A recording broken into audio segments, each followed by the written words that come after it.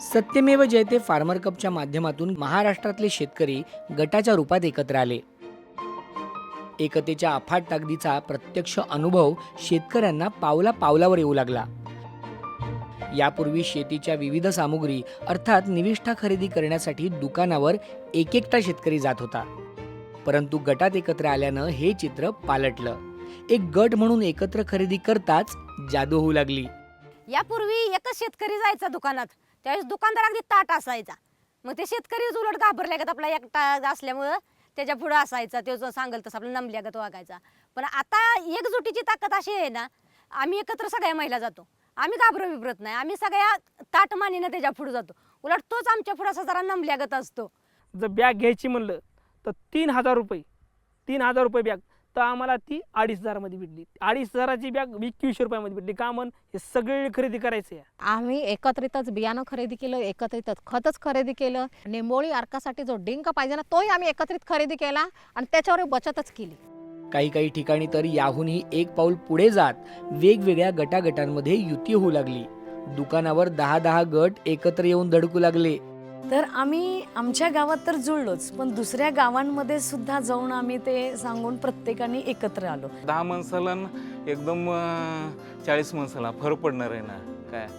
शेतकऱ्यांची लाखो रुपयांची बचत झाली आणि सोबतच आणखी एक अमूल्य अशी गोष्टही त्यांना मिळाली, ती म्हणजे स्वाभिमान. म्हणजे आम्हाला तिथं खूप मान सन्मान मिळाला. बसा, खुर्चीवर बसा, हे करा, पाणी आणणार रे, हो चहा आणणार रे. गेल्या दुकानदारानं बरोबर बसाची व्यवस्था, चहा, गरम गरम समोश्याचा नाश्ता, हे पाहुण्यांना आमच्या शेले, टोप्या, त्यांना श्रीफळ आणि आम्हाला एक ब्लाऊज पीस. इतकी म्हणजे त्यांनी म्हटलं की आल्या लक्ष्मीबाया आमच्या दुकानात आल्या. म्हणजे तेव्हा आम्हाला कळालं की गट म्हणजे काय.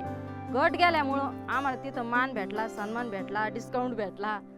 या नव्या आत्मविश्वासाने शेतकरी भारावून गेला. शेतीकडे एक व्यवसाय म्हणून बघत आपला उत्पादन खर्च आणखी कमी कसा करता येईल याचा विचार शेतकरी गट करू लागले.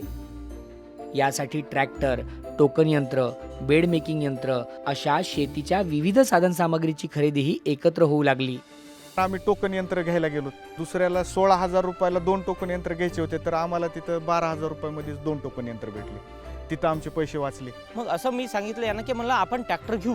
5 मिनिटात त्याने सगळ्यांना हो बोलले की ट्रॅक्टर आणायचा आणि त्याच दिवशी आणायचा. 11 लोक जोडले, आम्ही 25,000 केले आणि ट्रॅक्टर आणला. आणि 125 एकरामागं आम्हाला जवळपास 75,000 ते 81,000 रुपये आमचे त्या नांगरणीच्या खर्चातून वाचले. हे मोठं यश आमच्या गटाला दिसलं. आणि प्रत्येक शेतकऱ्याला प्रेरणा पण भेटली की नाही, आपण ट्रॅक्टरचा मालक पण बनू शकतो. आज मी हक्कानं म्हणू शकतो आमचा ट्रॅक्टर आहे, दुसऱ्याला जायची गरज नाही. ट्रॅक्टर म्हणजे आमचा एक फॅमिली मेंबर म्हणूनच ट्रॅक्टर झाला. जे यंत्र आहे यानं आम्हाला सगळ्याला एकत्र आणलं. व्यवसायाच्या गणितात आता बळीराजा तरबेज झालाय. एकीची ताकद पक्की ओळखून शेतकरी समृद्धीच्या वाटेवर अग्रेसर होतोय. आमची माणसं, आमची माती, ना चिंता ना भीती. शेती